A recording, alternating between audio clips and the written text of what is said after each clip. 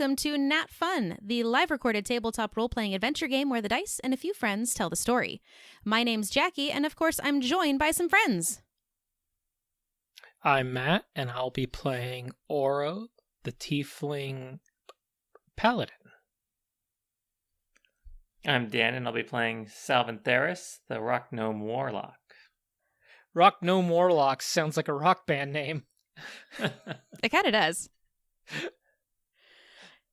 So I'm going to be the GM tonight, and we're doing something a little bit different. So we wanted to do a fun shot, and some people say stories are timeless. And that is equally true in the TTRPG space. Whether you're looking for a fun shot, magical weapon idea, or just a short adventure to drop into your own campaign, there are a wealth of options available online. But did you know there were options before the internet? No, seriously. No. So today we are bringing you a classic-style D&D fun shot adapted from a published side trek from Dungeon Magazine, which is a TTRPG magazine published bi-monthly starting in 1986. Now, this adventure was originally written for AD&D, sometimes called 2nd Edition Advanced Dungeons & Dragons, lots of vernacular to go into there, but I did diligent research to modify and homogenize as much as I could to match 5th Edition, which is where all of our digital assets are and our experiences in, with the AD&D that is published. And with that, we join our players, new guards in the logging town of Steadfast. They have gathered for morning assignments. Okay. I don't think I have a backdrop for this for you guys, other than the cover of the Dungeon magazine this is from. Subtle. That's a squid eating people while a guy stabs him with a spear. This is upbeat stuff you brought us to. It's only $4.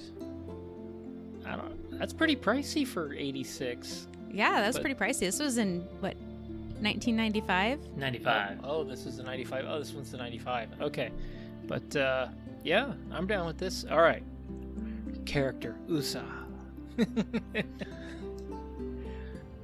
So, you are gathered in the barracks of your town, Steadfast, a logging village expanded by the prosperity of the realm into a full-fledged town. It's even big enough to have guards now, and the latest batch of recruits are, well, you. So can each of you give a more in-depth description of your character as you're in the hustle and bustle of the guards reporting for duty? Okay. Oro Solace is a yellow, nearly gold tiefling with very swept-back horns through his stark white hair and piercing blue eyes. He's fairly tall and a little bit muscular at 6'2" and 200 pounds. He is a paladin of the well-known God of the Sun, we'll say, for reasons. And so he is fairly young. He's in his 20s, but he's been raised at the temple, and he has decided, through some encouragement, to try to be a guard to expand his experience and better serve his community before he begins his great adventures and crusades for his oath. His main goal in life is to prove that tieflings aren't evil, as he was adapted and raised in this faith. And with the gold color, it just fits. He's very optimistic. All right. Salvin Theris is an older gnome, around 257 years old, so he's been around the block a few times. He's quite small. And then a few more, and a few more, and a few more, and a couple more after that. Yeah, he's had his share of adventure, and he's looking for kind of a calm, peaceful place to stay, someplace safe. He's not living in caves anymore. He is a rock gnome warlock. He's around 43 inches tall, 41 pounds. He's got brown eyes, like tired brown eyes, weathered skin, and gray hair, gray beard, and he's just looking for, a kind of a place to spend his sunset years, and being around an up and starting kind of town or a developing town is got a lot more activity than, being off in the woods or caves by himself. It is a smart retirement decision for a garage band leader. It was a cave band, thank you. Oh, there you go. Yeah, because Matt was rocking out as soon as Dan said, what was it? Rock Gnome Warlock. Rock Gnome Warlock. Rock Gnome Warlock, Yeah. That's right. Good band name. All right, so Salvin and Oro are standing in a sea of guards with elegant embroidered cloaks bearing the symbol of the guard. Maybe one day that symbol will get you out of this small town to travel the lands or pay for a decent house here. But today is still exciting nonetheless, even though those goals and dreams aren't happening right here, right now. It's your first roll call, and hopefully your first assignment. And before you even have a moment to converse, the captain of the guard arrives to hand them out. Listen up, you lot. We've almost got enough guards trained to leave this piss-pot town. Just gotta handle some last-minute requests, then we can move out and leave it to these hens to sort the rest out. A little chuckle ebbs and flows through the crowd. All right, now. Hensley and Derns, you check on the goblin cave. Woman swears the goblin came home and replaced her son. Shouldn't take long once she sobers up. Cricket, see to the next batch of recruits. It's Endurance Day. Make sure they're exhausted before they hit their beds. Hobbs, ride forward to Kinesburn. Sounds like their request has been resolved, but we have yet to receive confirmation. And now our shiny new recruits. Garden Gnome and Hay Bale. Big, roarous laugh comes across everyone in the room. Except for, of course, Salvin and Oro. Seems your uniform is lacking something. Didn't they teach you to always have your equipment in order, you maggots? Just kidding. You've earned 'em. Pick up your guard cloak, spell scroll, and potion of healing at the table in the back while you head to your first assignment. Search the mountain path in the cave of Windswept Mountain for Mitchell. His wife reported him due back from a logging trip 3 days ago. Hasn't returned yet. He's a large fellow. Bright red mutton chops and wears a bracelet with 3 blue beads, representing his wife and their 2 dogs, Simon and Garfunkel. Oh, and if you damage or use any of that new gear, comes out of your first paycheck. All right, be on your way. And you see at the back of the room that there's a couple of brand new shiny cloaks of protection for you, as well as a potion of healing, and I sent each of you a spell scroll that I randomly rolled for your characters as well. Receive. Ooh, shame. So we can add +1 to our armor class. Looks like it's already It there. automatically is Put on it your on? sheet. It's on the sheet. Okay, so we don't have to add +1. Yeah. So you should see on your character sheet, I moved any armor items that can be donned and doffed at the top of your items. So if either of you have a shield, it's there. If you unclick your shield, like if you decide to use a 2-handed weapon, if you unclick the shield, it will automatically lower your AC. And if you take off the cloak of protection by unchecking it, it will also automatically lower your AC by 1. Yep, that worked. Thank you. Sweet. Technology is working for the win. Shh, don't talk about it. I did not add the spell scroll onto your character sheet because it is just a handout item in your journal tab. And I didn't tell each of you what the other one got. Yeah. It's up to you if you choose to divulge that. That's fine. Well, he'll know what it is when I use it. There is also an additional note on yours, Matt, in red that you'll see on it, and that's due to how the casting works with spell scrolls. Yeah. Well, if that fails, we're going to be in a big problem, so fair enough. All right, so everyone quickly stands up, grabs their gear, and you hear the clobber of boots walk out of the room. Salvin's gonna go ahead and look over at Aura and say, "All right, kid, let's get going. Caves, kind of my specialty." That's a good day. Let's go for it.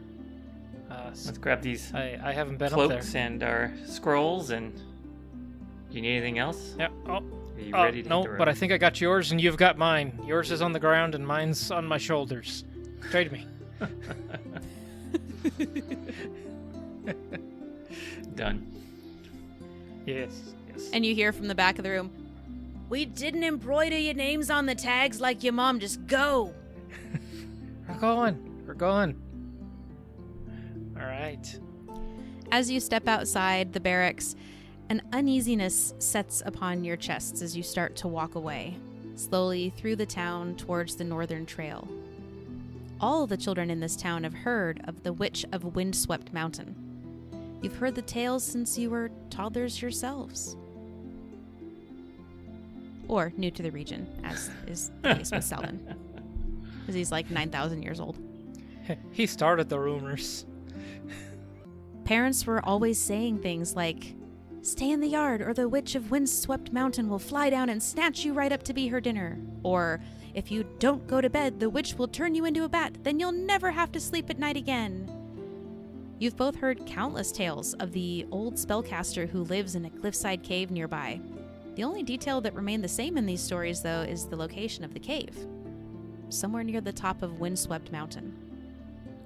I'm going to need both of you to roll a d10 for me, please, with no repeats. Oro rolled a 2.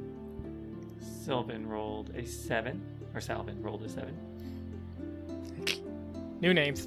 New faces. Oh no, gotta get it straight. It's a terrible poker hand. All right, each of you should now have, just under your character should be a tab that says Rumors. And you now have a rumor that you yourself have heard that your compatriot has not recently. You can choose to divulge those in character roleplay as you see fit. Selvin, you've been up in the mountains. Have you heard anything about the witch? I've heard of her, but I've never been up there. I've heard she eats people. Evil thing, I hear. There's all sorts of rumors. Nothing? No. I suppose. I mean, we have each other and my faith. I'm not too worried. I mean, been around here a long time. Heard a lot of rumors. Haven't found any of them to be true. Fair. Well, on our way. And by now you've entered actually a very calm and peaceful forest. This is a logging town, and although your trade is to fell trees and ship them across the realm, there's a lot of areas around the town that are just absolutely gorgeous, untouched, ancient-looking forest. Old growth, beautiful canopy above, light streaming through in a golden, caressing light, and it's just beautiful. Do you have anything else you wish to chit-chat about before we continue? These paths, I've walked them before, but never so far up. We should be safe on the road, I think. And I suppose we're guards now, not citizens.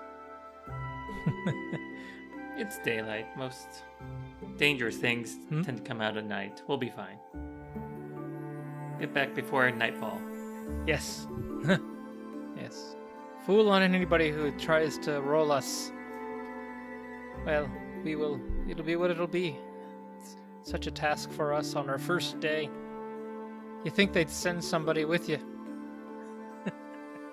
And just as you say that, you hear rustling just off the path to the east.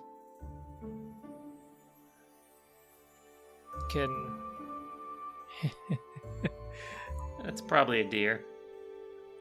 Yeah, can Oro just stop and listen, see if he can understand what he's hearing, just to be cautious? Give me a perception check. Don't want to get taken out in your first 5 minutes. Perception. Hold my beer. Just kidding. Yeah, no doubt. Oh, good. One of my very solid skills. You'll love this. That is a 12 minus 2 for 10. Oh, minus 2. Ouch. Yeah. You're jumpy today, kid. Not a wise man, Oro. You hear the rustling, you see some branches moving, and you see a flash of brown fur on the other side of it.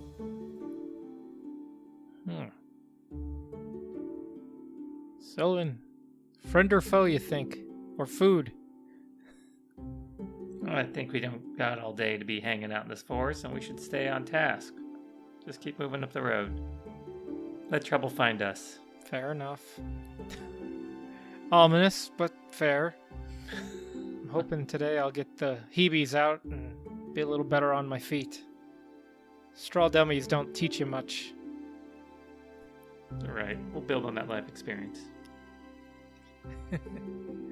As you continue walking down the path, you walk away from the rustling and you hear it again, but this time there's more crashing and you watch as a branch bends unnaturally and snaps. And then a deer hops into the path with a mouthful of berries, with like a little branch with berries hanging down from it and a branch broken off in its antlers. It looks at you and then leaps off the trail and heads back off into the woods.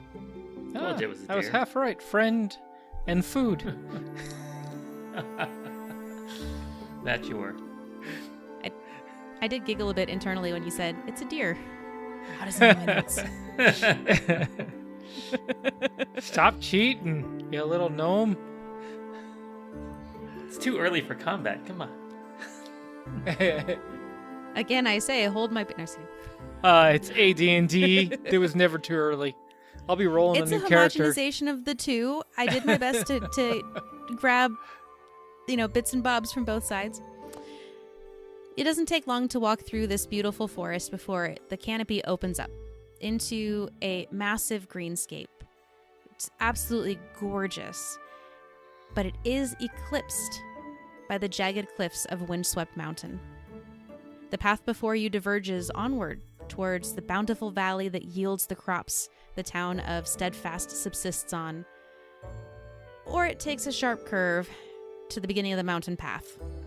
The plants seem to be choked out by the jagged rocks as they get closer and closer to the beginning of the path, to the peak of Windswept Mountain. The last piece of natural beauty is the small waterfall you pass before beginning the ascent. Just before the town goes out of sight, Oro turns and looks back, and he can see just the little golden spire on the small temple where he was raised, and just takes a breath. And he looks over the town, that's grown, and the mill. He turns and marches on, takes his last breath before he's brave. Someone's gonna let out a big kind of groany grunt and be like, it's been a while since I've climbed any of these hills. Let's see, I still got it in me. You've got lots left, my friend. I saw you in basic. Anything but a rope, you had it.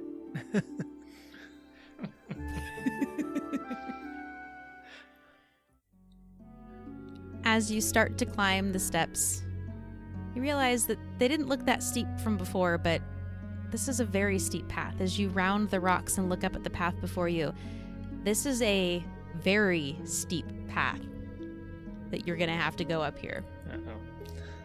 And as you pass by the waterfall trickling, you hear the sound of the water splashing on the rocks lightly, as well as a slight hum or buzzing sound. Not many plants for bees. Do you hear the buzz? I do, but we're not looking for a buzz. Do you want to take a break here, catch your breath a bit? No, I'm okay. Now, Father Henry, he's probably looking for a buzz right about now.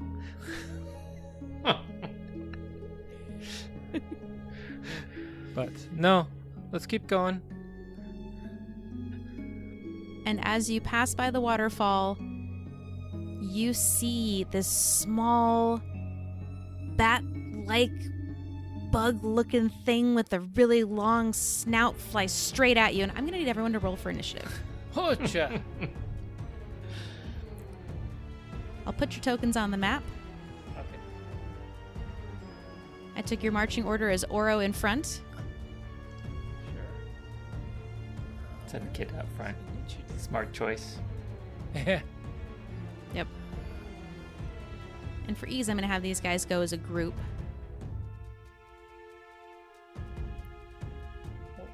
Oro has provided himself with a 13. And Salvin's gonna say, "You go ahead, kid. Show him what you got, because he rolled a 3. Yeah, 3's not great.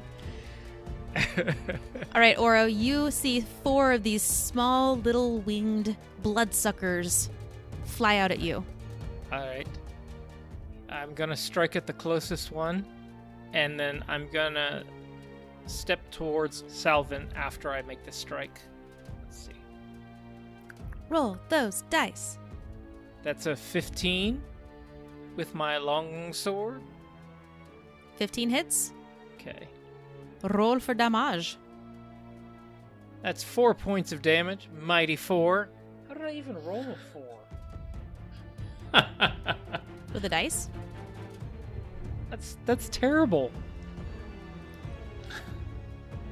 That's a 2 plus 2 for You strength. rolled a 2. Yeah, That's a number on a dice. Yeah, it's All right, number. 2 points of damage. You cleave through this thing, and it falls apart in 2 pieces. Okay. And then I step within 5 feet of Salvin. And that's the end of my turn. All right, we are on to our little flying beasties, which are sturges, and they're going to just kind of swarm you guys. So they kind of flew out and just circled around you. So there is still 1 remaining by Oro, and there's still 2 over by Salvin. So the first one by you, Oro, is going to try and strike you. Okay. Ooh, wow. I'm assuming a 22 might hit your AC. Hole. My cloak's got a hole in it. It hits. You're going to be paying for that. That is going to be 4 points of piercing damage to you Ow. by the They first bite. little friend. And it is, not only did it bite you, but it has now lodged itself on that little gap between your neck and your collarbone and has latched on. These are big skaters. The 2 there by Salvin are going to attack for a 13 and a 16. Well, I guess both hit. The 16 Goodness me. needs to attack with disadvantage. I'm going to use my skill. What is your skill? I'm finding it.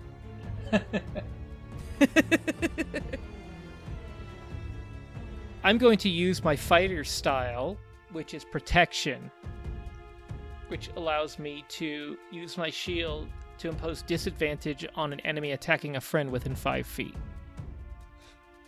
Nice, which is good because with disadvantage, it was a 10. Does a 10 hit your AC there, Salvin? No thanks to that cloak of protection. All right. Guard cloaks, man. All right, so the first one does lodge into you. So I'll throw it at you. Where does it latch onto you? Are we going for like middle of the forehead type of a thing, or It's pretty short. that's how you get hit in the face with a frying pan? So Let's go with forehead. I mean, he's got the cloak on and everything. It's some of the limited exposed skin he's got. So yeah, right in his face. Oh, God. all right, so one comes straight at you, and you just stare at it as it, and it's going to hit you for 7 points of piercing damage. Oh my God. They're rolling real good. I'll just get it out Yeah. of the way now, guys. Uh-huh. But the second one, as that one latches onto your forehead, the second one goes past. Misses entirely. And it's now your turn, Salvin. Salvin's gonna go ahead and cast Chill Touch. He's gonna reach up and just freeze this thing that is stuck to his head. So Nice. Do it. that's a 24. Yeah, that's just going to Did hit he get just his a little friends bit. too? Just a little bit. Salvin really doesn't like being bit in his face. And it does 1 point of necrotic damage. So that one. Oh, we're gonna die. Didn't even make it to the hill. We're just gonna be bugged to death. Skeeter's got us. Yeah, so with the chill touch, I will say, because that's a crushing 24, so I'm going to say that you do the chill touch and it freezes and starts to crack and it's so frozen it doesn't thaw, but you see some of its innards slowly leaching out, just dripping and oozing out of it in front of your eyes, but it's still lodged on your forehead. Oof. All right, well, that will end my turn. I'm not going to take any movement here.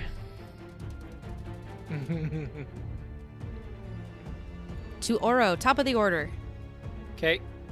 Oro's gonna move it around and keep within the 5 foot to protect his friend here. But he's gonna get around him. Don't to worry, get that you'll other take the one. Sturge with you. Yeah, I'm gonna take the one that's latched onto my neck. I'll deal with that momentarily. Need to protect the friend. I'm gonna swing at the one that's still flying. Do it. Yeah. That's an 18 with the old long sword fly swatter. What's your damage? 9 points of damage. Oro is smiling a little. He used to catch flies in the temple. As you smile and slash at this thing, how do you kill it? What type of strike are you doing? He's coming he's actually hitting it with the flat of the blade because he's worried he's gonna miss. So he hits it like a baseball. It's just gonna smush it in the air. That one's Dedicus Gonicus. And then he stands next Is that in to... your turn? Yeah, he's gonna just make sure he's within 5 feet of his buddy if more of these come out. And I'm out. Sounds good. We are on to our little bloodsucker friends, one lodged into each of you.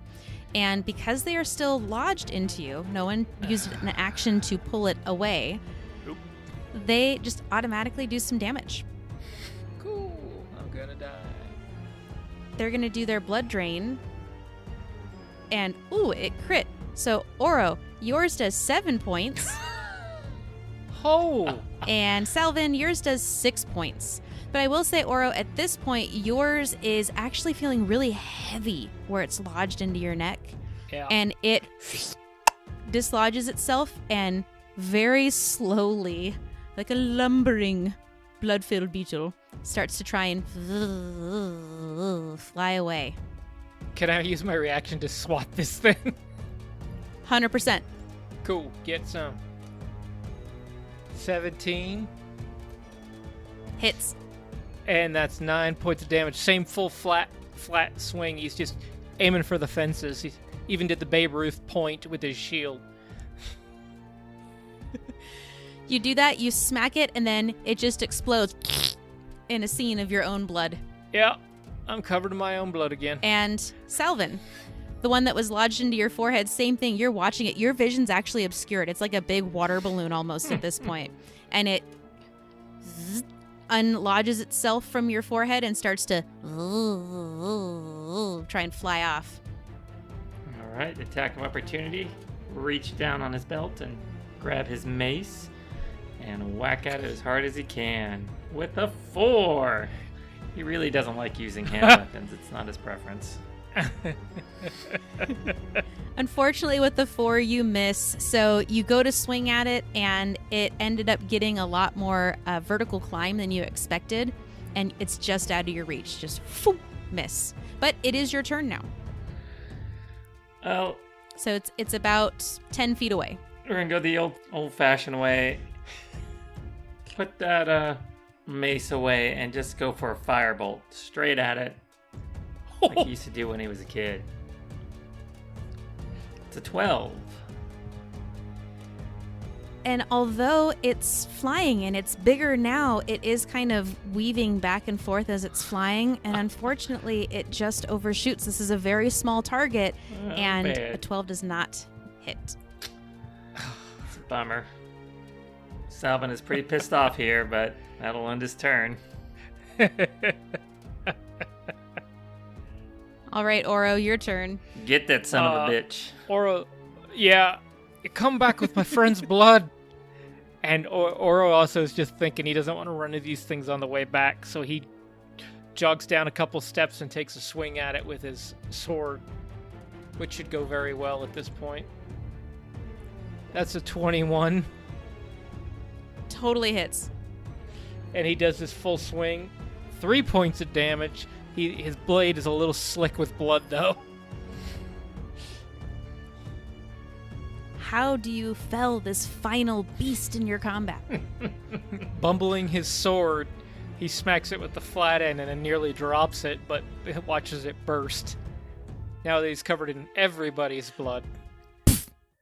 He looks back at his friend. How you feeling? That was different. I swear they've gotten bigger than when I was much younger. Yeah. You know, all that practice with those straw men, you nailed it. Yeah, I'm a little lightheaded though. Same here. You want to take a short rest?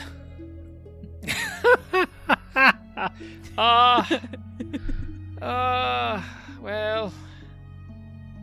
Oh, I don't know. How about this? How much did they get you? Just a little or a lot of bill? I've been better. Okay. How about this for now? I'm gonna walk up and give you 4 points of lay on hands, and he reaches down and his horns, his tiefling horns glow and his hands glow, and you heal 4 hit points. Oh, well, how you feeling? Oh, rough. But, I don't know if I can lay on hands myself. I believe you can. I believe I can, too. I have to reread it. I'll do... So I was just going to say I have the song, When I Think About You, I Touch Myself. Yeah, I'm going to do 5 points on myself, and so that'll leave me with some healing in the tank still. Yeah, as an action, you can touch a creature and draw power from the pool to restore a number of hit points to that creature. So I would rule that you can absolutely touch yourself on the mountain climb. Well, I'm at 2/3 of a tank. I may need a nap later. Same here. Been worse. Been better. Yeah. If we run into something else, then I think it'll be time for a nap. But first day on the job, I don't think I want to rest first thing in. But they didn't tell me about the giant skaters. Oh, yeah. They've gotten bigger, like I said. Right. They weren't this aggressive before. Be a little more on our toes. Maybe you were bigger before, because you've gotten old. Is that a height joke? Let's get up this hill. No, you're old. It's an old joke.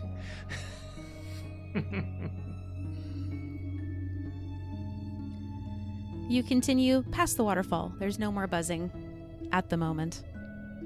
And you start the actual climb up this mountain trail. And it's grueling. Dusty, dry, with steep switchbacks ascending back and forth, each upward climb blocked by the next portion of the path, so you can't even tell how far you've gone. That is, unless you look down.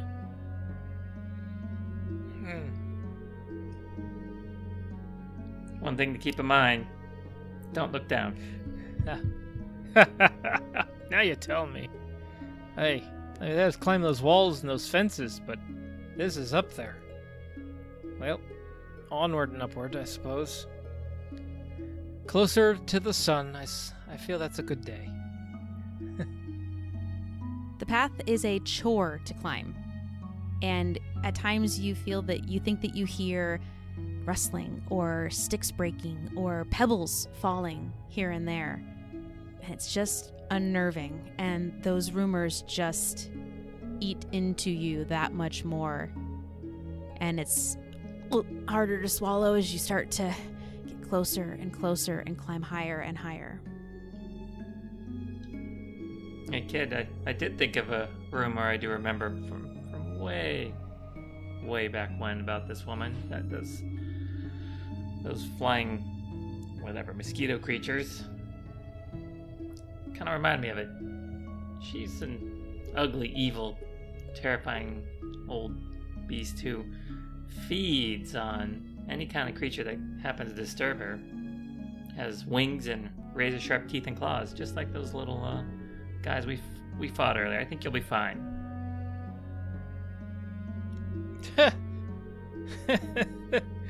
Only if she gives the blood back when she's done with it.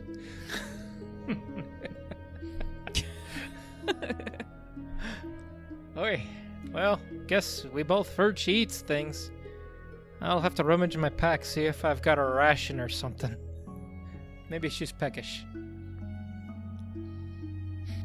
You continue up the path, and Oro, you had said that you had kind of walked first up the trail. Is that the marching order that you're keeping? Yeah, that's his nature to go first. He'll continue. Okay. So, you get to one of the last switchbacks before the path begins to get even steeper and become a much more narrow path. And Oro, you get to the switchback, turn around, start climbing, none the wiser. But Salvin, you hear some scratching sounds and a low rumble. Hey, kid, I hear something. You hearing any of that? I don't hear nothing. With a passive perception of 8, I don't hear much of anything. He's deaf. And Salvin, with your passive perception against the stealth check of this creature, you are able to quickly look around and you see a mountain lion on the ledge just below you. Oh. Can I do a perception check to see if I think he's got any interest in us? Like, is he tracking us, or is he just doing his own thing? Because of your passive perception versus the stealth, it is facing you. It is in a crouched position, and it's about a 15-foot jump up to the ledge that you're at quick glance from where it is pounced and ready to strike. Eldrin's gonna... not Eldrin. Salvin's gonna go ahead and cast Eldritch Blast on this creature, just right off the bat. He's done being attacked. And that is a 10.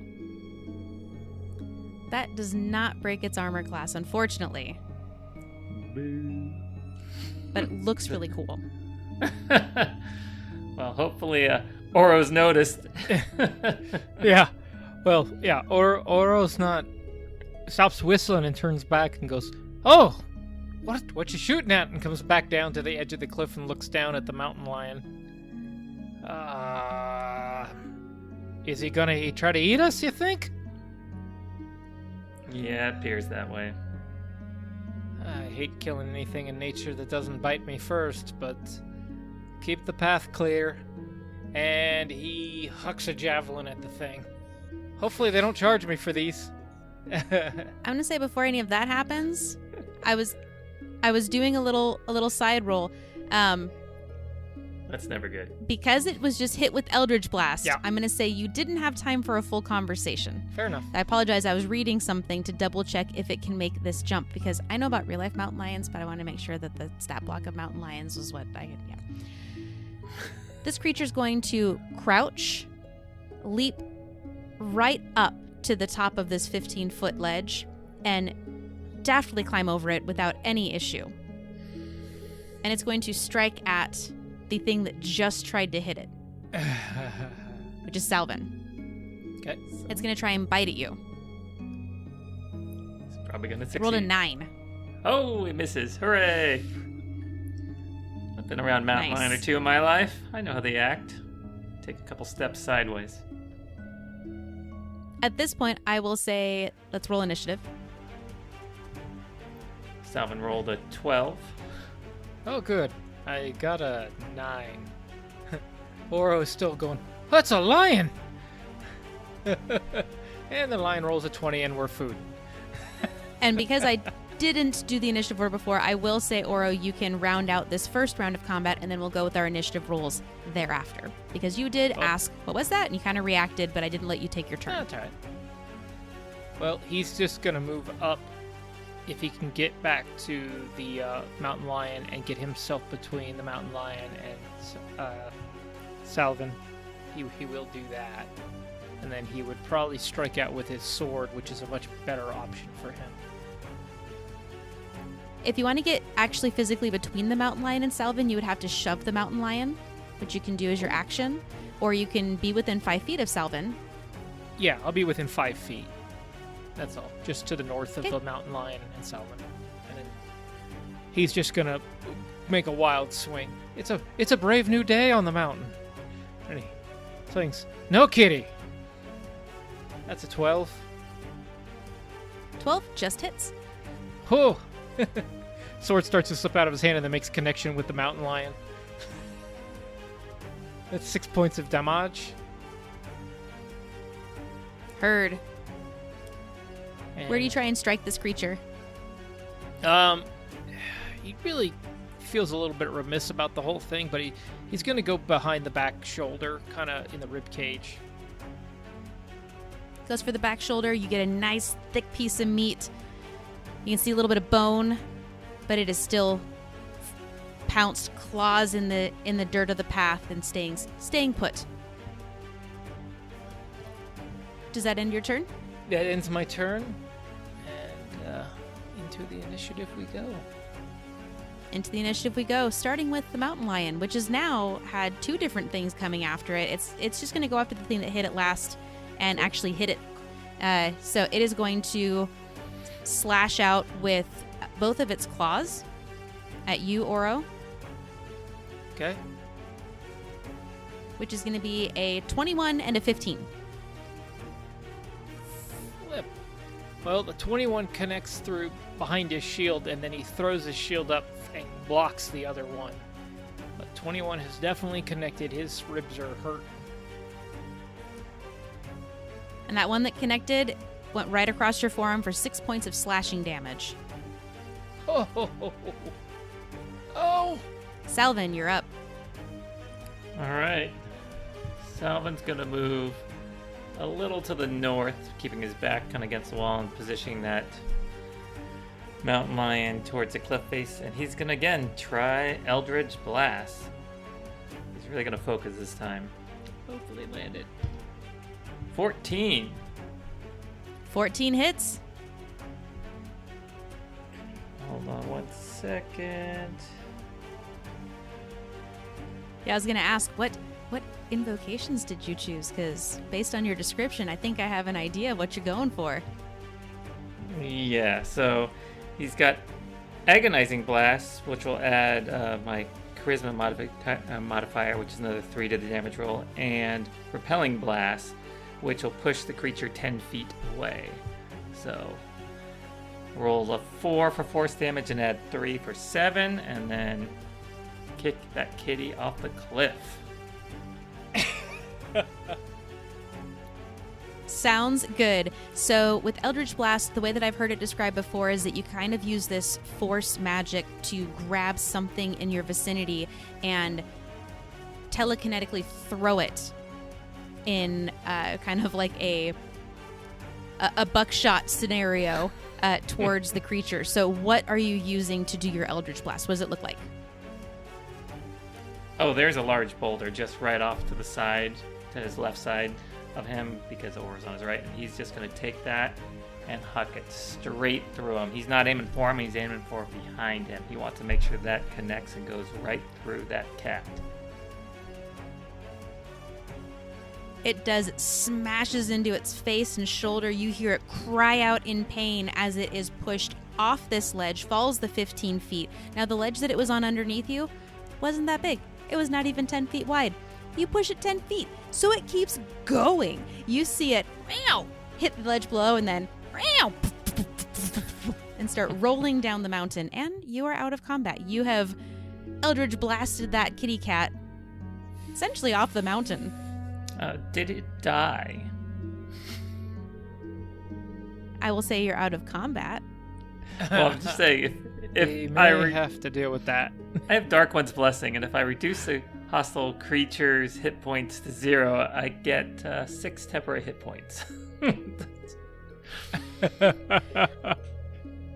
Here's the other thing I'll give you. It only had 1 hit point, but it fell quite a distance. Therefore, it would have sustained falling damage, which I'm not even going to roll for because the minimum would have been at least 1. So I will say yes.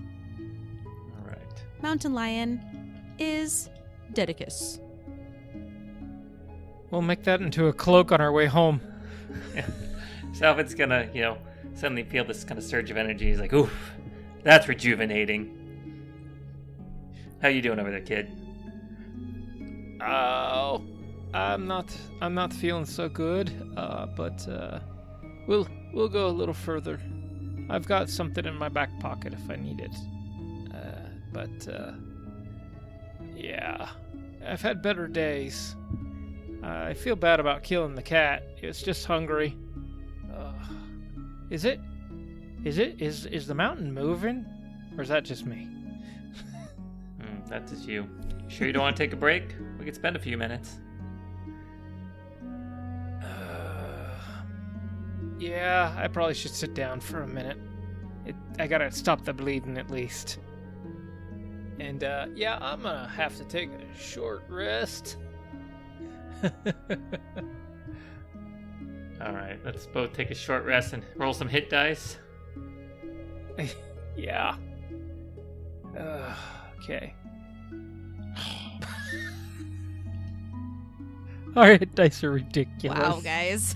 Well, Salvin rolled a 3 and a 4, so that's awesome. Okay. And I'll stop at Hey, that. 7 points. Okay, let's see what Oro gets. That's 6 and a crit. I actually have more life than I actually can hold. It's 11. Nice. So, wow. You turned it up to 11. I wish I could take that 11. That would be helpful, although it wasn't far off from needing all that. Alrighty. I can't move that a couple extra points then to, All right. While they're resting to regain his strength, Oro's gonna read his prayer book and then kind of just keep an eye on Salvin. He's known him a while, but not a ton of time. Salvin just puts his feet up, pull his cap over his face, and actually closes his eyes for a few minutes. He's, a little tuckered out from coming up all this hill. Yeah, when he looks up and he says that and sees you, but he looks up, he says, "Oh, you've been up this mountain," and then he looks up from his prayer book, sees you were sleeping, so he just sits and finishes his tenets and Just hear him snoring. Oro is a little nervous now, almost feeling a little bit by himself. He's just gonna take a real good look around and make sure nobody else is sneaking up on him. Go and roll a perception check. Oh, this'll go well. Let's see, where's that one that says -2? Yeah, you have like a passive perception of bad. So that's a 5, -2 for 3. I don't even know where Salvin is. Is this even a mountain? This doesn't look like the temple. It's one of those molehills my mom told me about. Oh, well, back to my prayers. You don't notice anything out of the ordinary? When Salvin wakes up and I'm a corpse, it'll be fully understood. All right. Have you guys concluded your short rest? Yep. Oro's gonna look up at the sun, and he was just gonna go nudge Salvin and say, "I think we need to keep moving. I'm feeling a little better. You're probably right. The mountain stopped moving." Burning daylight. Let's go. Yeah. Upsy daisy. The worst part of the climb was yet to come. Just past where you yeeted the mountain lion off the mountain was a narrow ledge crawling along the 100-foot cliff face, and eventually the mouth of a large, dark cave. The wind up here is pretty intense. Makes sense why they call it Windswept Mountain. And it makes the remaining narrow ledge atop the cliff precarious, to say the least. But you do eventually creep up to the entrance of the cave itself, and as you approach, you get hit with an overwhelming stench of rotten, fouled meat, and you hear a faint tinkling sound over the howling of the wind. Now, I do have dynamic lighting turned on here for you guys. I know that both of you have dark vision, which was an interesting point because dark vision wasn't a thing in AD&D. It was infravision, which is kind of like Predator Heat Vision-esque. But rather than The whole point was to homogenize things to show that you can even use past and older resources to do fun things in the here and now. Kept the dark vision, but I did create kind of physical blockades that you would have to walk in to see further or see over ledges or things like that. So you will see some doors on the map, but they were just meant to make it easy for me to open up the map without having to jump between GM layers. You got it. All right, kid. No time like the present. You ready? There's definitely something wrong up here.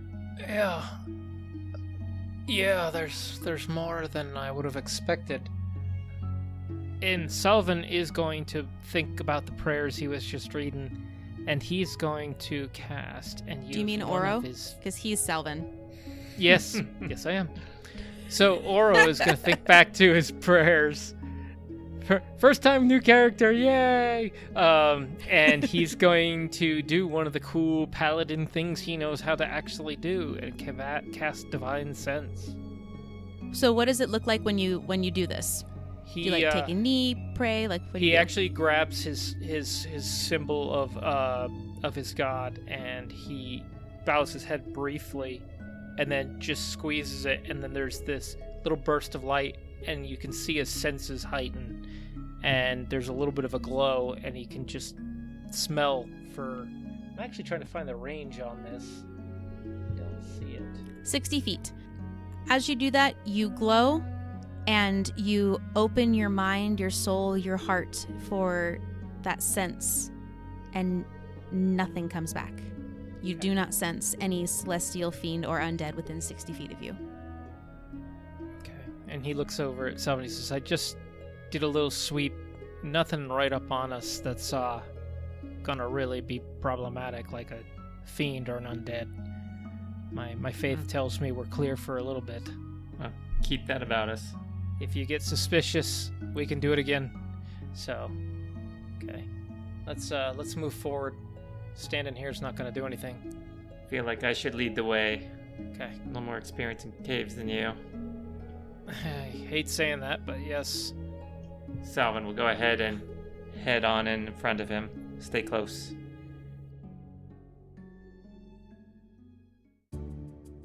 This is Erin, and I may not be part of this episode, but I'm still part of NatFun, and you can be too. If you're enjoying the show, can you share with a friend or two or three?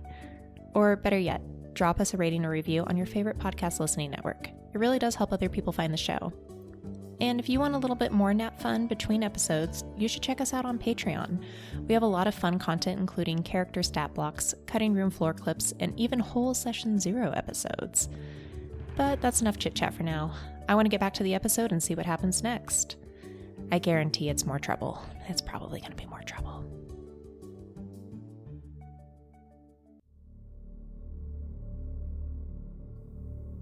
As you start to walk into the cave, Salvin, you see a slight shimmer just across the opening.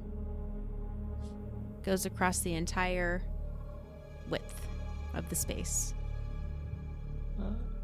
He'd like to do, or Salvin would like to go ahead and do an investigation check on whatever this surface is or material is he's seeing.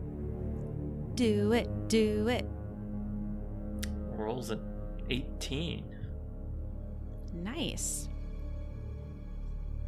You are able to see that there is something here. You can't quite make out what that something is because there's not anything physical to see or touch, but you can tell that the light is being dissipated by what seems like almost a small string across the space. About 1.5 feet off the ground. It looks like some form of tripwire or I don't know what here, but I'm going to point to where it is and say, you should probably step over this. And he'll go ahead and do a big hop over it because he's a little guy. I was going to say, if you're going to jump, how tall are you? You're like not even 3 feet, are you? It's 43 inches tall.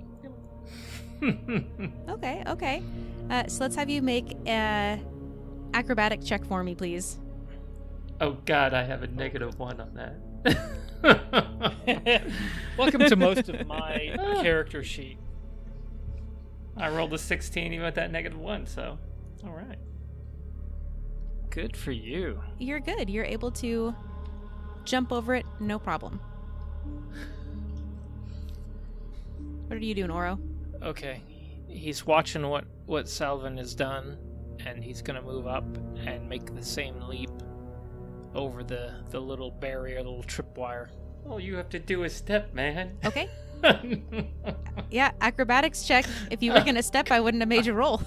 Oh, I thought it was 3 feet up, so I misunderstood. Whatever. Screw it. Salvin, as he watches him start to jump, is going to take a few steps back away. That's a 13 for acrobatics. You still make it. It's not a challenging leap. It was a DC of 12, so you're good. Close. You both are able to jump over it. And Salvin, with your 18, now that you are around the corner, I will say that you can see that same shimmering effect is going up along the wall, and above you, you see what look like a bunch of hanging glass pieces, almost like wind chimes that you've seen in the town before, that seem to be connected to that same shimmering line that you saw down below. The line you said goes up the wall. Is this a separate one, or is this from the one we just crossed over? The one you just crossed continues up the wall. Okay, that's what I thought you were saying. And connects to those. So, Salvin will turn to Can you repeat what Oro it and connects say, to again? I'll tell you right now, because I'm the one who sees it. Yeah. Oh, Yes. he'll turn to Oro, and he's going to say, the tripwire, it leads up to above us, and there's glass or some form of noisemaker. Give away our position. Oh, Walk carefully. okay. And he'll slowly move past it. And you now enter the next chamber of this cave. The noxious odor that assails you as you enter this space is absolutely nauseating. You can feel your stomach turning as you enter the dark chamber. Each step is both crunchy and squishy. The entire floor is covered in various bones, dung, and other refuse. You can see that this chamber is about 60 feet deep and 80 feet wide or so, and the top seems to climb up and down, varying in height from 30 to approximately 40 feet, all jagged stone making the structures around you. There are what look like to be 2 passages that you can see from your position, kind of there still near the entrance since you haven't walked in very far, that lead further into the cave. To the north, there is what looks like a kind of a rocky ledge about 20 feet or so above the ground, and you can see there's kind of a stout stalagmite jutting out of that upper portion. And to the northeast is a small downward slope and what looks like a tunnel or cavernous opening about 20 feet in diameter. Salvin's going to turn to Oro and look at him and say, I think this is no longer a rescue mission, but more of a recovery. We should probably deal with whatever creature's in here before anything gets worse. Earn our keep, you know. This will be quite a merit badge for you. I've always been taught to have faith and be optimistic. So, this is a rescue mission and a fumigation. And one last question is, there's not a happen chance that this is just your old bachelor pad you forgot to clean up, right? Not a chance. Well, do you want to go north or east? Which direction? What are you feeling? You sensing anything? Well, it's the end of my next turn, but I think it's gone now. Let's go a little further and then we'll see. I'm thinking I'm not seeing anything to the north there, even though that goes up. I'm thinking down is where bad things are. That's just my gut. What do you feel? I feel like we've done enough climbing today. Let's go check out downhill first. And move another, say, 10 or 20 feet into the room. My shield will lead the way, and I'll step in front of him. You continue to walk into the room, and Oro, if you're in front, you see down that slight slope, about 20 foot in diameter, a cavernous opening, and it looks kind of just like a tunnel that goes straight on through. Salvin, you see the same thing, but in front of it, you see a whole network of this shimmering, kind of light dissipating substance, just like what you saw near the entrance. Someone's gonna reach out and grab onto Oro and say, "Stop. That's got tripwires all over it. Yeah.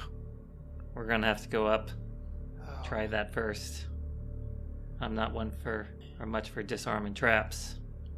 And as you say stop, because the cave is so tall, you kind of call out to him, and you hear it echo, echo, echo, echo throughout the cave. Oh, boy. And then you hear kind of a rustling sound for a brief moment, and then nothing. Is it both of us that hear it, or just one of us? Now, I even heard that. What's your passive perception again, Oro? Nope, didn't hear a damn thing. Isn't it 8? 8? Yeah. That would just be Salvin that heard that. All right. Okay. He'll also go, "Shh." And he's gonna whisper, There's something else crawling around in here. Can he do a perception check to see if he can locate the source of that sound? The general area in the room it is? Absolutely. All right. Perception check of, nat 20 or 21. Nat 20. As soon as you hear your voice echo, you hold your breath, you pause, you're like, oh no. And you kind of listen to it like echolocation style. Where is the sound bouncing from in the cave? And you can tell that the sound came from the platform, that kind of 20-foot up platform that had the stalagmite on it. And you also hear a muffled version, almost a little bit louder, but kind of dampened somehow from this lower cave, this lower passageway. All right. So Salvin's gonna whisper quietly, "There's something up on that ledge. Likely something big. I hear something down that hallway, but I think what's on that ledge is going to be a greater concern to us right now. We have a chance. You want to take it?" Do you want to split or stay together? I'm with you. It's probably best to split up. Never line up Okay. the shot for the enemy. Okay. I'll go to the west, you go to the east. Fair. I'll move towards the ledge east. You go west. Fair enough. Yeah, so I'd like to do so with a stealth roll if I can, GM. And I think Oro should too. Absolutely. Oro can try. He's wearing a chain link fence.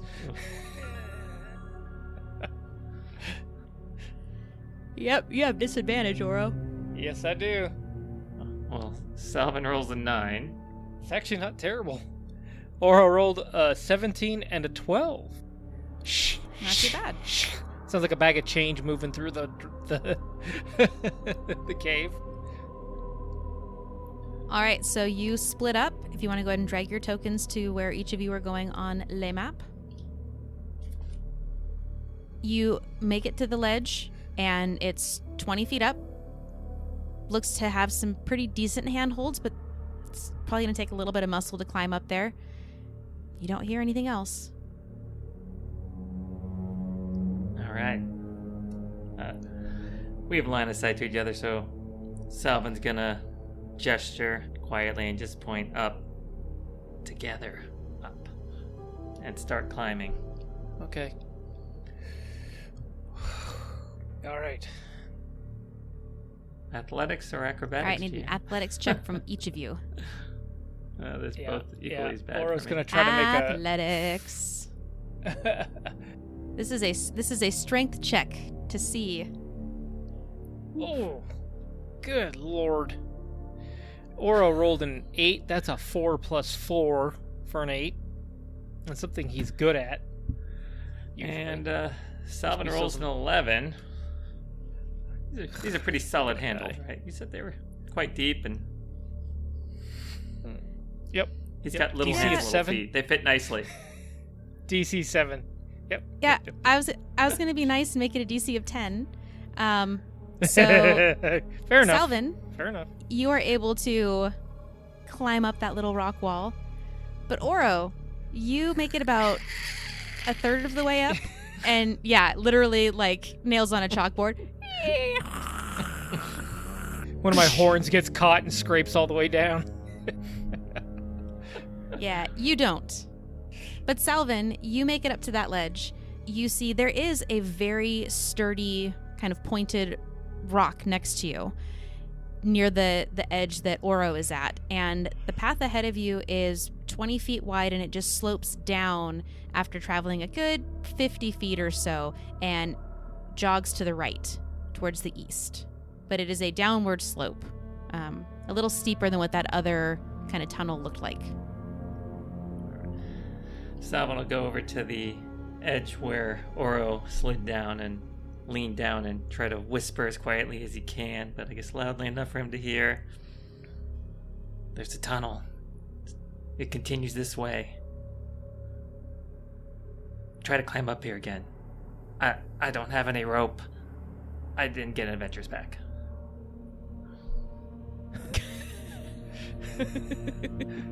Salvin, does it have any of the blue stuff?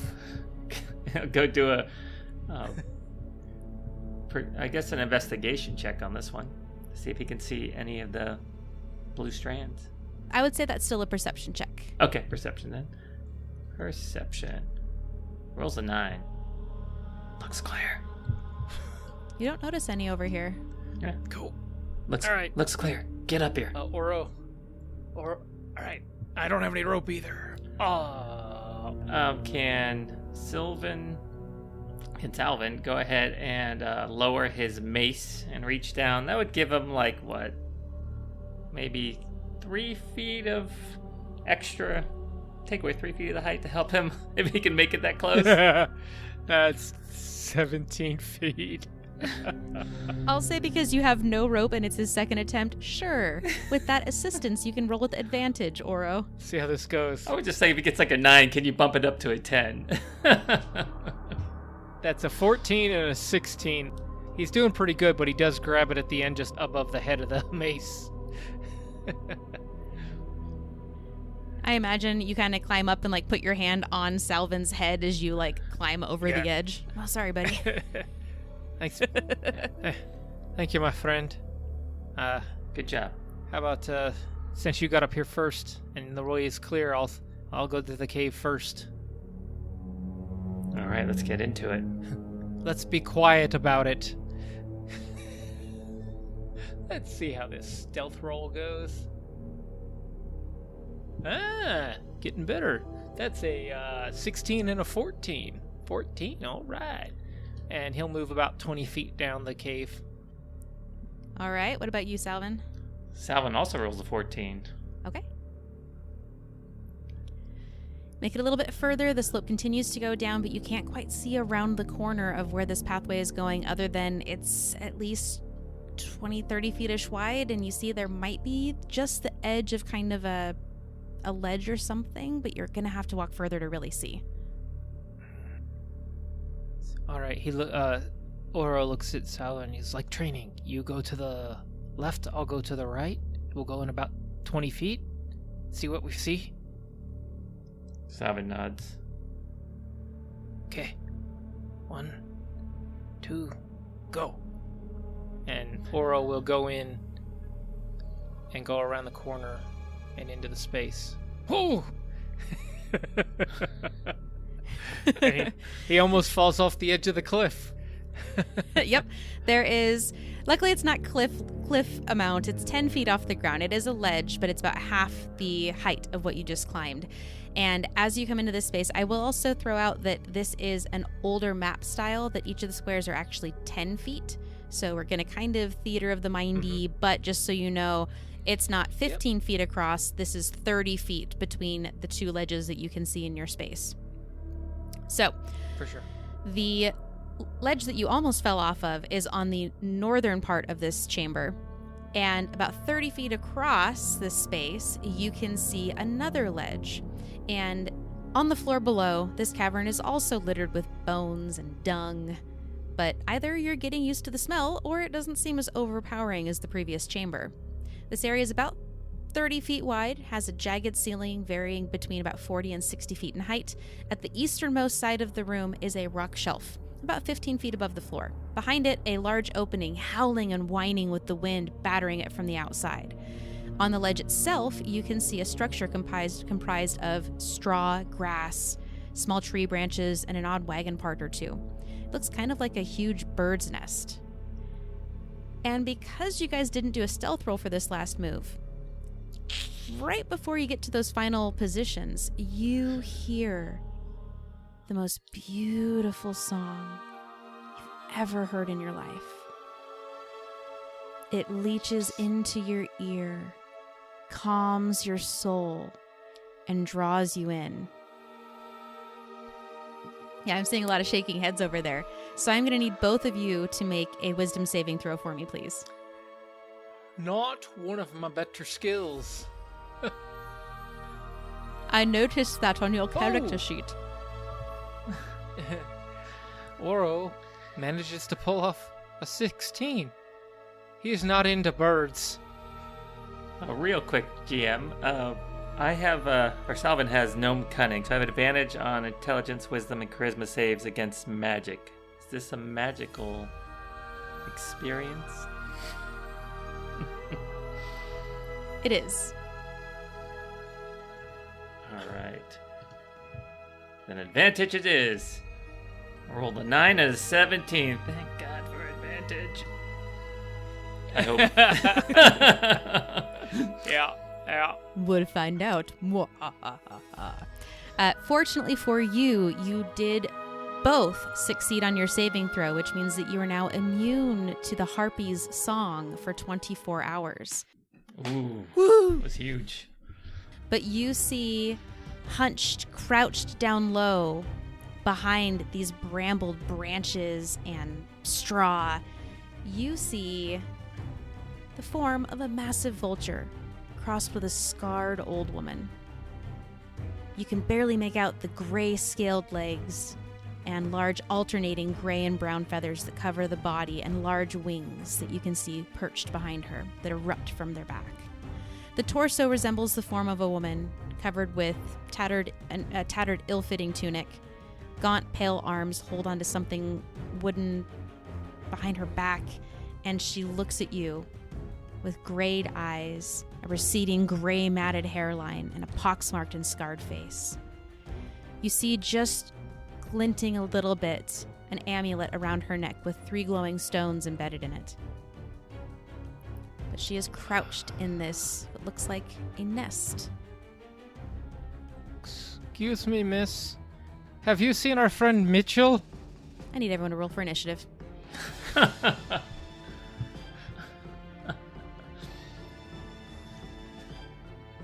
Oh, dear God. Oh boy. Salvin rolled a 2. Wow. I'll see you guys next week for my roll. Oro has managed to pull a 20. Dirty 20. Yeah, dirty 20. Yeah, I don't know what I'm gonna do from here. I might, sing her a song or something.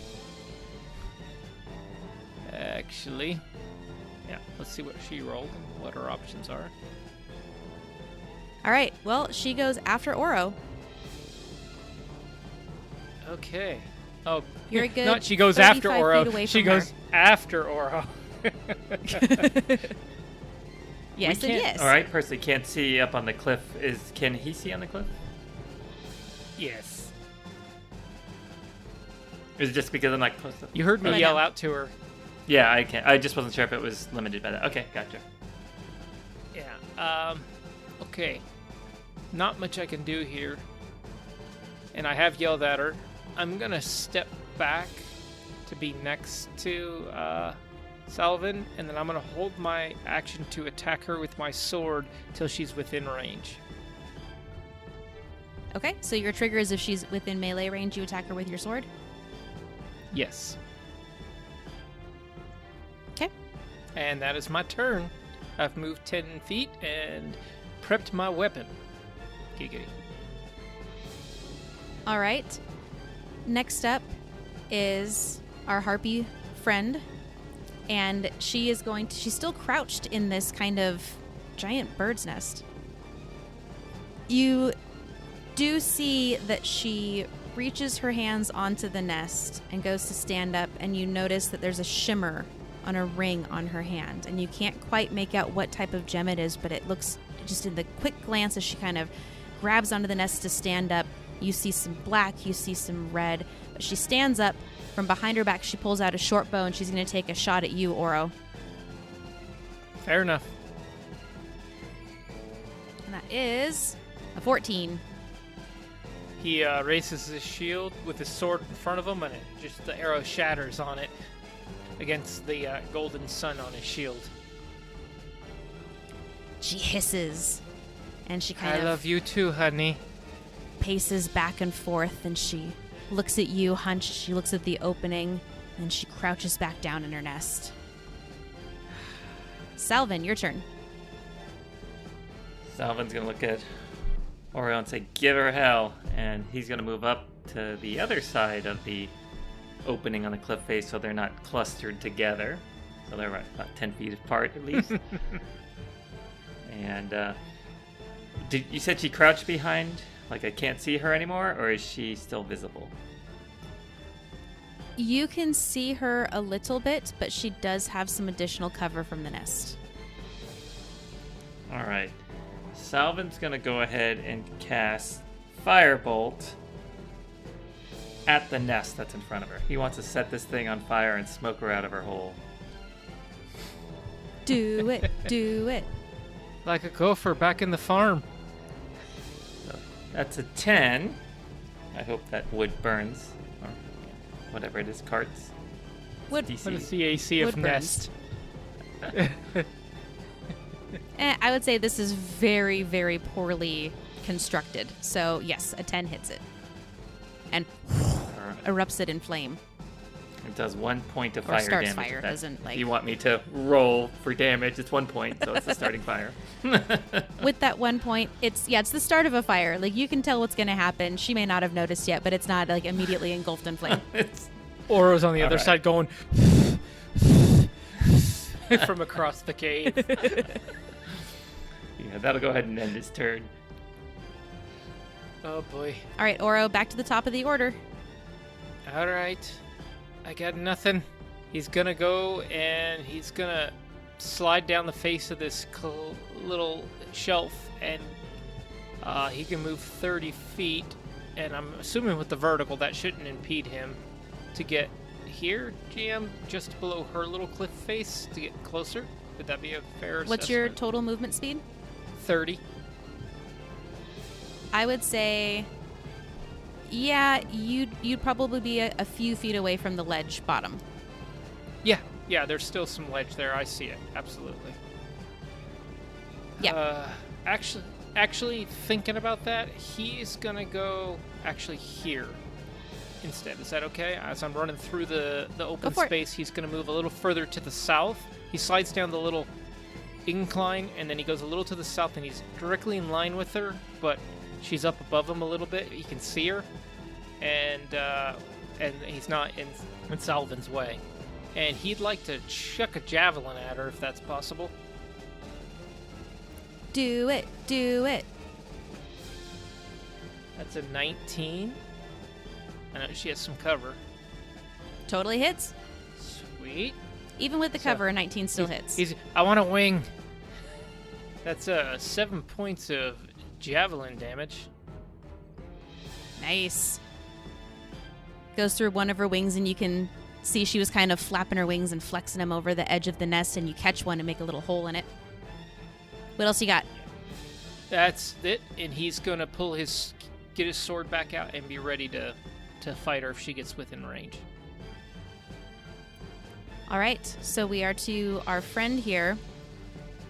She's going to kind of cry out frustrated.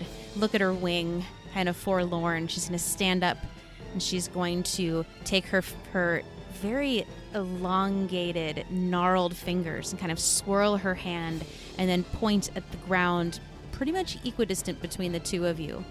And you watch as this kind of gray smoke comes out and then a big cloud erupts, and she's going to cast Sleep.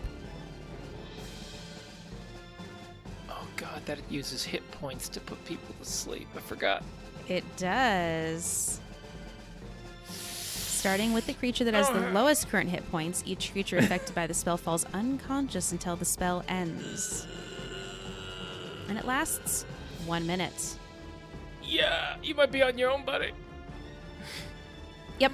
So she didn't roll very good. She actually rolled really, really bad on her spell. But she did get 19.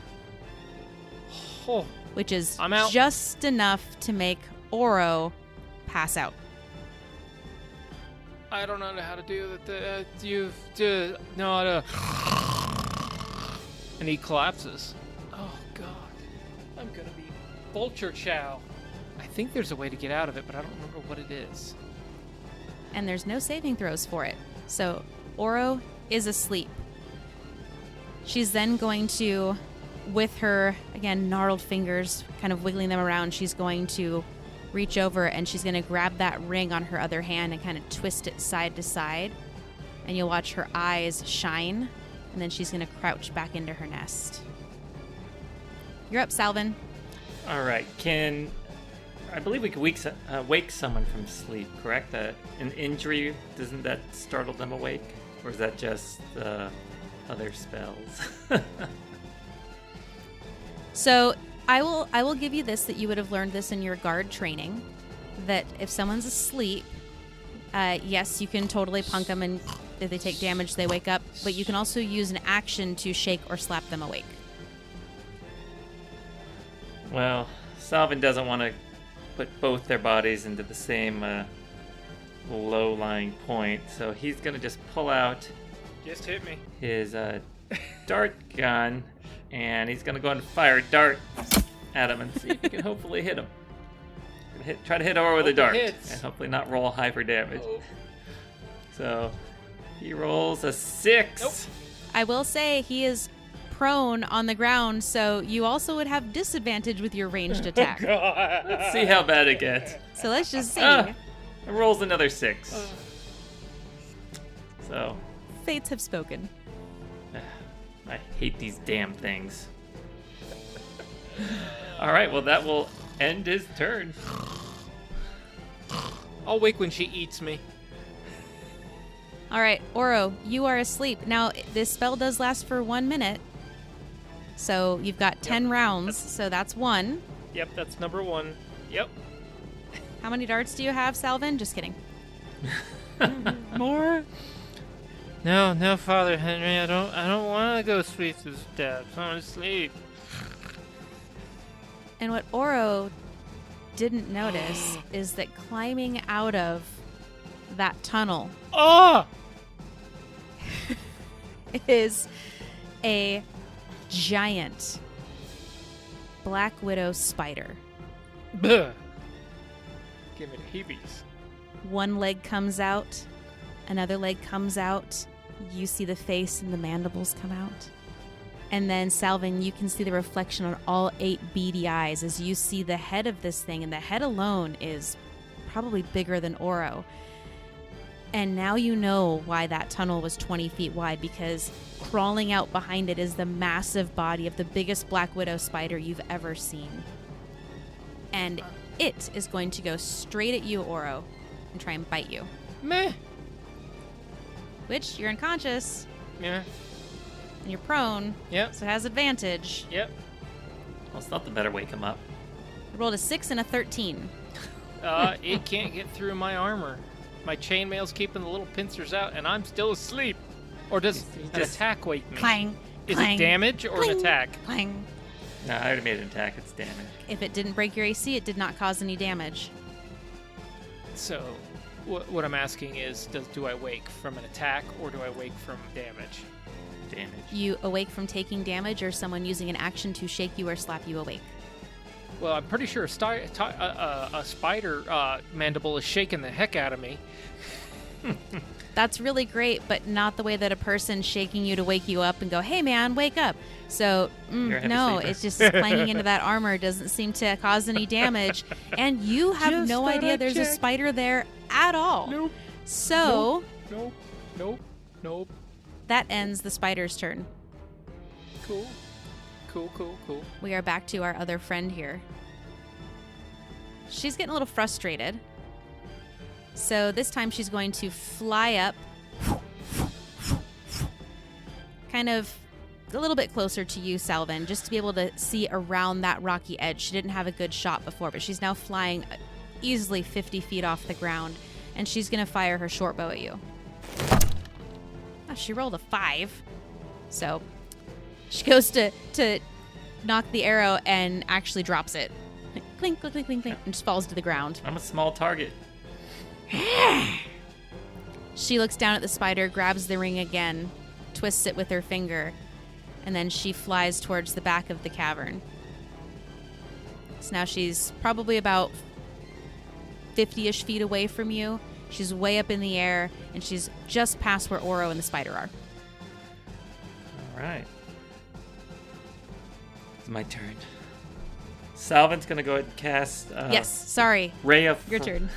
Salvin's gonna cast. Yeah.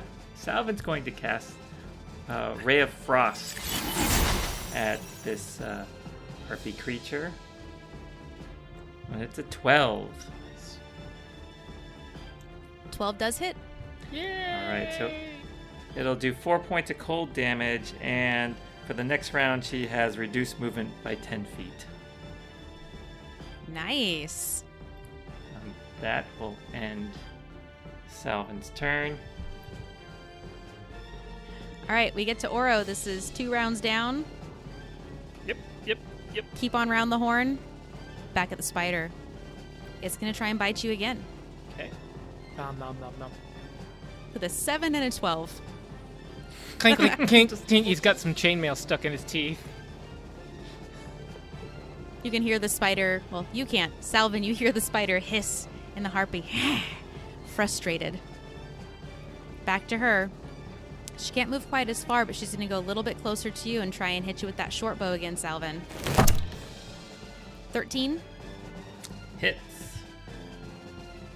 Oh no. You take 2 points of piercing damage. And Salvin's going to go ahead and use his reaction for Hellish Rebuke. You want me to throw that up Throw it there? up on the chat for me, my man. That's a good one. I love Hellish Rebuke. All right. Hellish Rebuke. So when I receive damage by a creature within 60 feet that I can see, I am able to point my finger at the creature and surround it in hellish flames, assuming this hits. So should I do my roll for this? I think it's just a dex saving throw of the creature. Right? Let's see what it says here. Against your spell save? Yeah, so DC 13 on the dex save. Oh, sorry, She dex rolled save 10. 13. All right. So she's going to take 21 points of fire damage. So basically, Salvin's eyes, when he gets hit, these kind of flash white. He closes them, and as he opens them up, you can see literal fire in his eyes.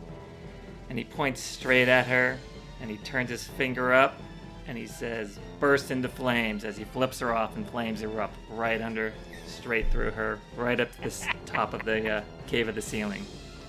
Or ceiling of the cave. Ha! Nice. She starts thrashing and screaming, and flesh singed, feathers singed. She's barely hanging on with her flight. Short bow completely obliterated by the flames of your Hellish Rebuke. You can see burns all over her. You see blood coming out of her nose, and her wings are drooping. She is looking rough, but still alive. Wouldn't Oro wake to the smell of fried chicken? That's a fairly arousing smell. That's really creative, but I did check to make sure if it was a concentration spell, and it is not. All right, so it is Salvin's turn again, I suppose. All right, Salvin would like to cast Kill her. Shatter right here. Is there basically is the harpy and the spider within range of that without hitting my poor friend Oro? Hit me. I need What's the some range damage. on Shatter? 60 feet, Yeah, and it's spider's a not doing it, 10-foot man. radius sphere. So I can put it back in like this corner here. I don't think you can get both of them. The spider's not quite tall enough to where she is. You got to pick one or the other. All right. Well, we're not gonna mess with that right now. Let's go ahead and. Because I had said she was 40 feet up, and the spider is max 20 feet in diameter. So Yeah, she's still in the air. Okay, got it. All right, so we'll cast Eldritch Blast at this harpy creature again, or for the first time here. Does a 9 hit? 9 does not. Bummer. So that'll end his turn. All right, Oro. Third time's a charm. You are sleeping good. Spider's up with advantage. See if you can break that armor. It rolled a 10 and a 15. Clank, clank, clank, clank, clank, clank, clank. I am wrapped up fine in my little chainmail wrapper. I'm kind of loving this. I'm covered in spider drool and blood. All right. And we are back up to our witch friend. You see her kind of panic and look at the opening and look down at the spider and look at you, Salvin. And she's going to cry out. And she's going to fly out the opening and leave combat. And as you see her flying out, Salvin, you notice she no longer has her short bow, but on her left leg she has tied a dagger so it protrudes just below her claws. And it's tied with a leather strap, and hanging down from that knot are 3 blue beads as she flies out the window and out of combat. You're up, Salvin. All right. I guess Salvin's gonna go ahead and cast Shatter behind that spider, at least 15 feet away from his friend, but 10 feet of the spider within 10 feet. So let's see if we can splatter this creature. It's a DC 13 saving throw. It rolled a 4. It's the most undexterous well. spider I've ever seen. That's oh yeah, if they made it, they'd get the save. So yeah, it takes 10 points of thunder damage. I don't want to get up yet. And as Sleep. Shatter echoes in this chamber, you see some of the rocks on the wall start to dislodge and fall down. You watch this spider, all of its legs swept out from underneath it, and its eyes give off a kind of a shimmer as it gets struck. And it stands back up, and you can see some blood coming out of its mouth. It's looking pretty hurt. All right, well that ends my turn.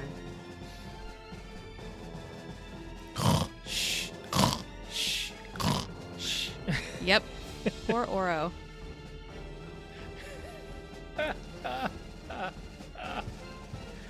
Best day at work ever. Yep. Oro. 4 rounds down. Yep, I'm keeping a tally. Spider.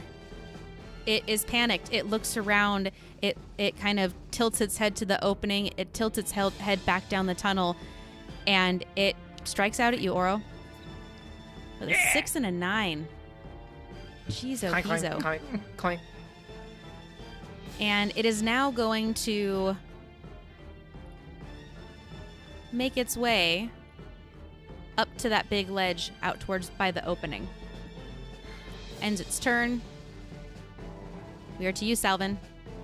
All right, Salvin yet again is gonna try that Eldritch Blast straight at this spider. And it's an 8. is not doing well. You hit as well as the spider does. Nope, Yeah. not gonna do it. All right, well, Salvin's going to go ahead and use his movement to slide down and come over next to Oro, and that will end his turn. All right, Oro, I need you to roll for sleep. Just kidding. You're still asleep. We are up to the spider, as you have been asleep for 5 rounds now. 30 blessed seconds of rest. Spider is up on the ledge, but it looks at what just struck out at it, and it's going to jump down. And it's going to try and bite you, Salvin. It's going to hit really well now. Well, it is, because that's a 19. Oh, that would have wakened me up. No, it hits me. Yeah. Oh, yeah. All these rounds I know. hit Salvin. Ow. I need you to make a Constitution saving throw for me, please, Salvin. All right. Constitution saving throw. That's a 10 and +1 because I believe our cloak gives us a +1 on saving throws. That what's in the description? It does. So you have an 11, 11.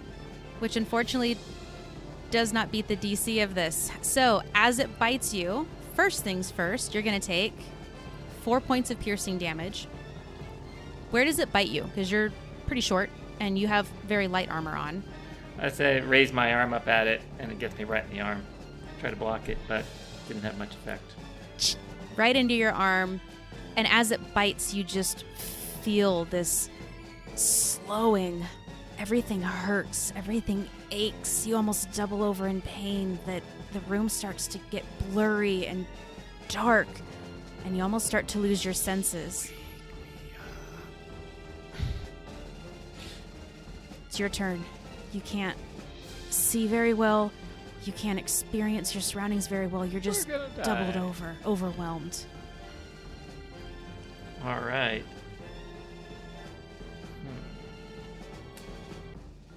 Guess sight's not doing so well. I'm gonna raise my right arm, which wasn't bitten, and cast poison spray just in that vicinity. It's within 10 feet of me.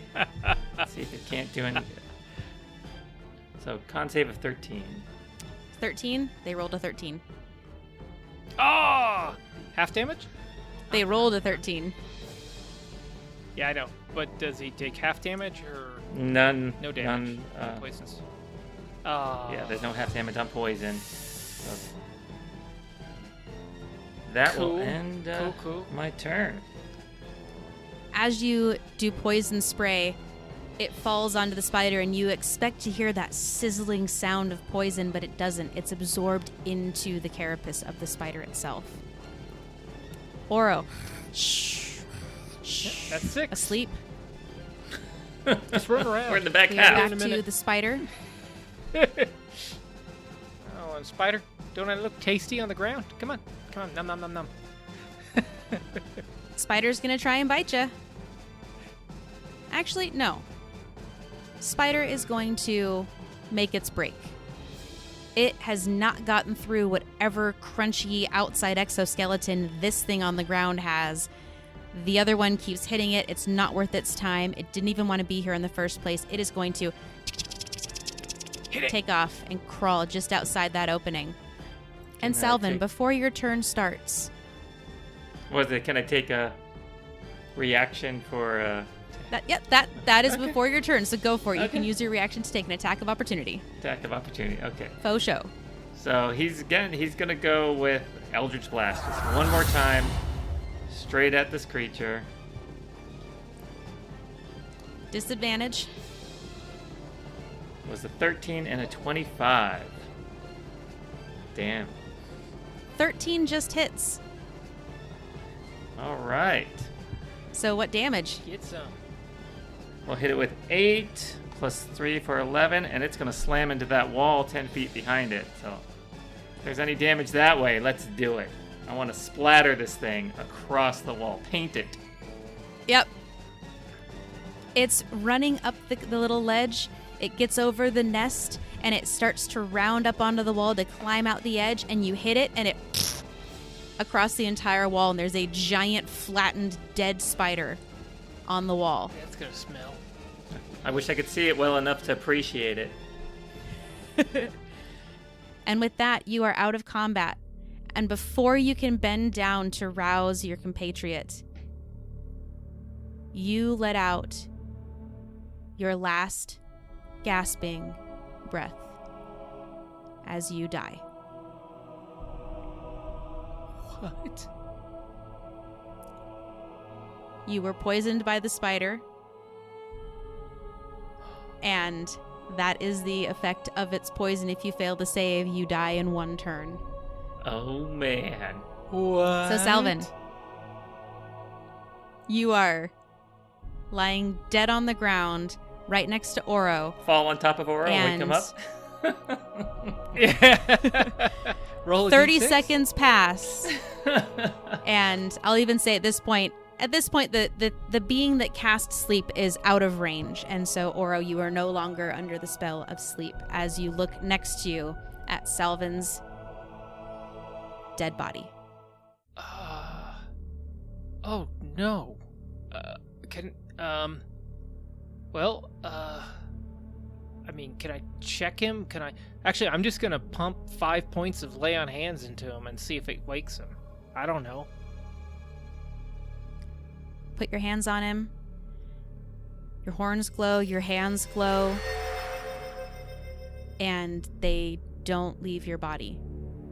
There is no living creature to put this into. This is a dead corpse. Holy smokes. Oro's looking around. I assume he can see the spider. He doesn't see the harpy, though. Oh, man. I totally failed here. He was old anyways. Maybe he died of a heart attack. Did I have a smile on my face because I got that spider? I'm sure you do. You heard the sound of it impacting the wall and you knew.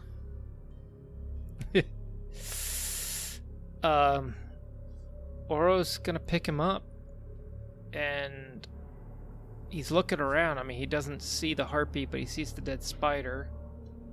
Actually, he's gonna look around the cave because he didn't see the harpy with the beads. He's gonna look and see if he can find any sign of... I've got it. Give me a moment. Mitchell. Red-haired gentleman, beads, mutton chops. Can he look around for him?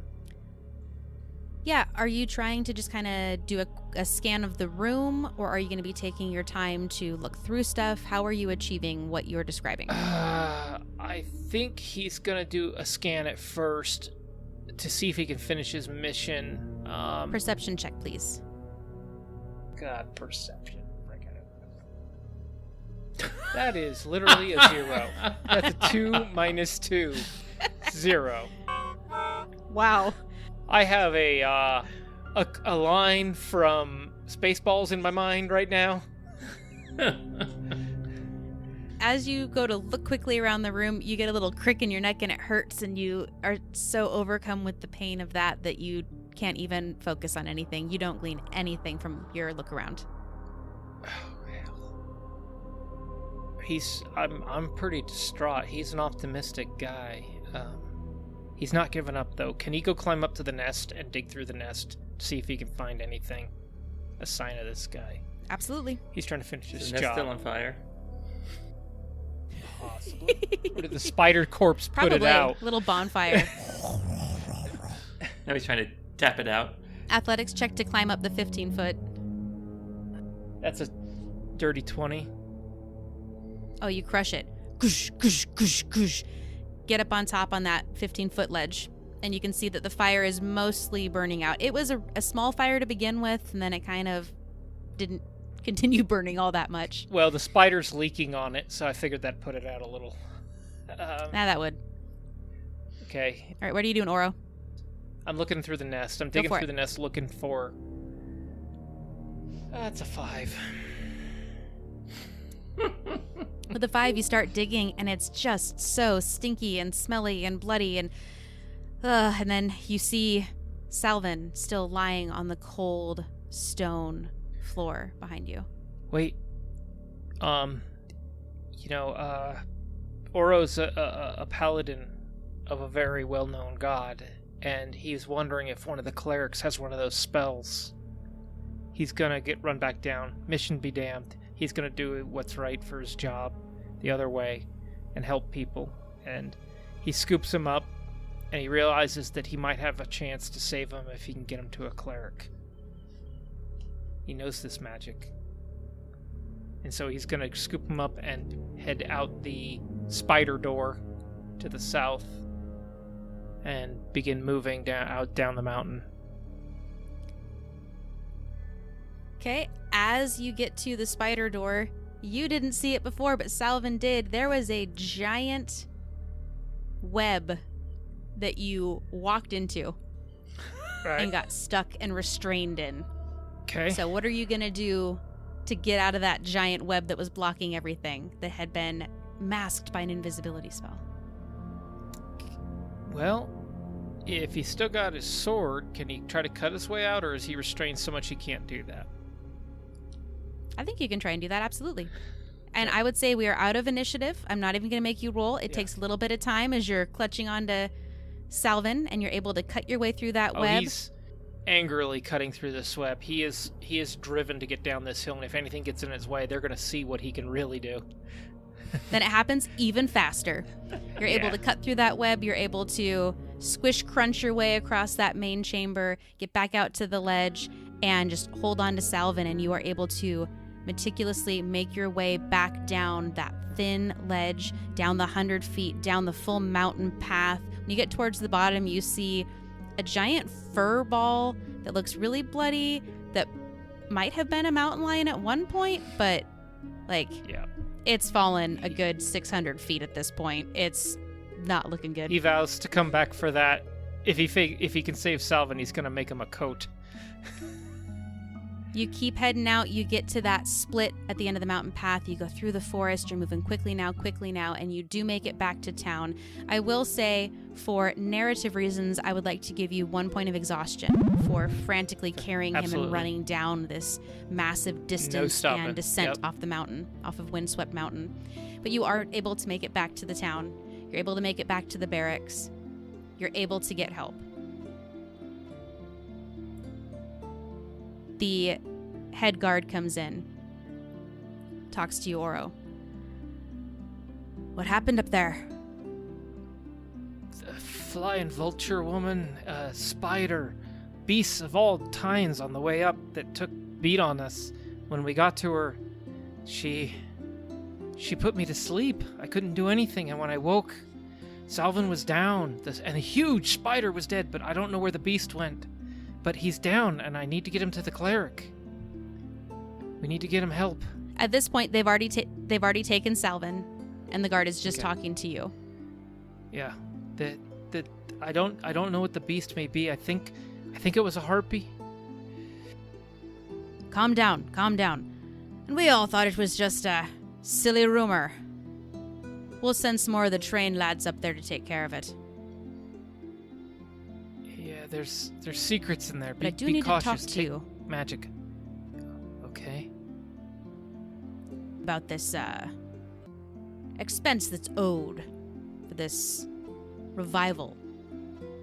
And he kind of points at the door, waves his hand, and you see a really tall, kind of green-skinned woman, pigtails, comes in, and she's got a clipboard that she's really awkwardly holding. Good day. My name's Melanie. I'm new to accounting. But says here in the guard order paperwork that you signed that anything that happens on any mission comes out of your paycheck. So we're going to need 1,000 gold pieces worth of a diamond or 1,000 gold pieces. I did it. I'll need to ask. How many days would that be? Did it work? As you say that, stepping very lazily, weakly into the doorway behind this hulking woman is the outline of a garden gnome. And you see a cheeky smile on the face of Salvin. Calling me garden gnome. Hell, you're never gonna convince me not to be optimistic now. He runs up and gives him a hug. And how does Salvin react to that hug? Well, I mean, he'd have to bend way down to give me a hug, so I think I'm just gonna kind of be like, ugh, just being crushed. It's like, calm yourself. I told you everything would work There's out. probably some chainmail stuck in your beard by the time it ends. Stop being so hysterical. And with it's that, good to see you, friend. we will end this fun shot. So, what did you guys think? I have never been out that long in combat. It was fun. More fun for me. I was very entertained by the fact that Oro was asleep and nothing could wake him. I was really hoping to get down there and be like, don't worry, kid, I'll talk you up. I'll tell them you did all these great things, like, even though he slept the whole time, like, make a hero out of him when we got back. Yeah. I thought it was going to be, yeah. Oh, dang. But I feel bad that I didn't get to see anything he could do. No, me too. It would have been epically good. Well, and that was the thing, is all I had to do is get up, and I could have gotten rid of the poison. Paladins can cure poison with 5 hit points. Well, yes and no. So it's that homogenization between 2E and 5th edition. Yeah. And a lot of the things from this particular magazine also have like unique things. So I found the AD&D Harpy stat block, and she actually had stuff she could do that was not on that stat blocks. Like, she was a unique 3rd level caster Harpy that was a little bit different. But it literally says, anyone bitten by this arachnid must make a saving throw versus poison or die in 1 turn. It's awesome. I was very surprised, but I did not think that was coming. Like, I didn't know that was a thing. Yeah. No. So yeah, it definitely was a lot more deadly in the modules from the AD&D time, but I think it added a lot more drama to it and tension to it. I'm actually really bummed that no one got charmed by the Harpy song, because it is different in AD&D than 5th edition, and it's like a true charm. So they can tell you like, oh, they're gonna kill me. Help me. You're my only hope. And you can turn anyone that was charmed against their party. Yeah, it's like that. So that would have been really cool to have that come into play. True charm spell. Yeah. And where'd the guy end up, since we didn't find him? Sheesh. In her belly. In her tum-tum. It's not a happy ending for everyone. Yeah, she eated him. No. Yeah. No, now my hero paladin is an indentured servant to the new guild. Yeah. You're a member of the guard forever, but you got your friend Salvin that doesn't like hugs. And he'll die next week. Probably going to die of a heart attack the very next day. Yeah.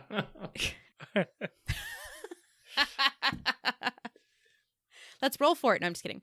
Well, thank you guys. I have never done 2nd edition stuff. I was a little bit worried about like, oh, I don't know if they're going to like getting bitten by the spider, but it's also really dramatic to have it just happen.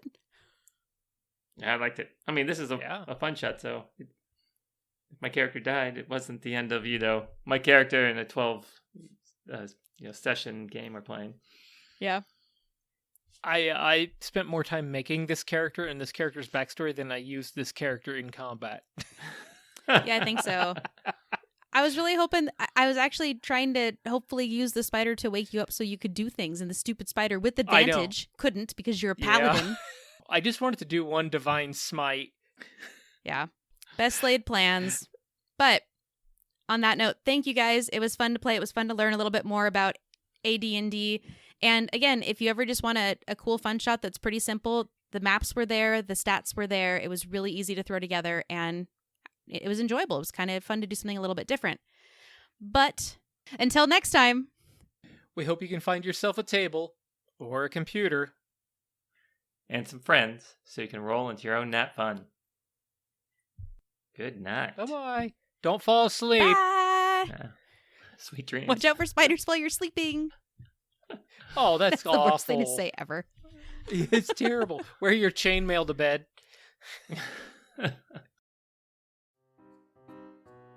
Come back next week as we feature 2 episodes and 2 solo game systems.